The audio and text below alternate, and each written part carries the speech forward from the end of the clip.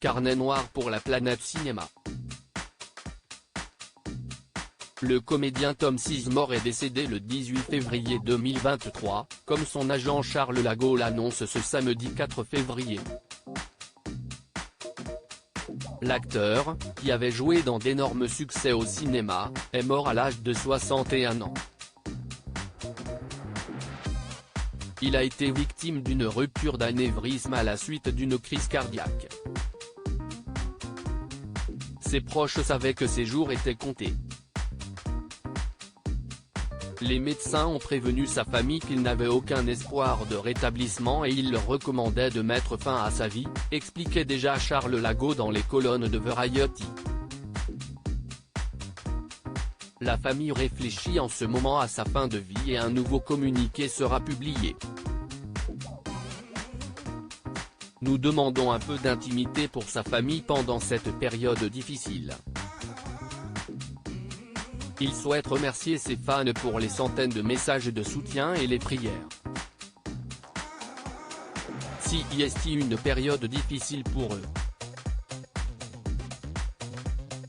Il aimait ses fils et sa famille. Tom Sizemore était connu pour des seconds rôles plutôt musclés, notamment dans le très bon True Romance de Tony Scott, dans Pearl Harbor de Michael Bay ou dans le grand classique Il faut sauver le soldat Ryan de Steven Spielberg.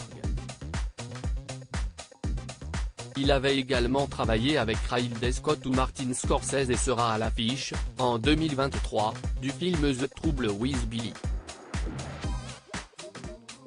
Tom était l'un des êtres humains les plus sincères, gentils et généreux que j'ai eu le plaisir de connaître, poursuit son agent. Il aimait ses fils et sa famille. Mon ami Tom Sizemore va beaucoup me manquer. Drogue et violences conjugales. Il avait pourtant vécu un parcours très chaotique.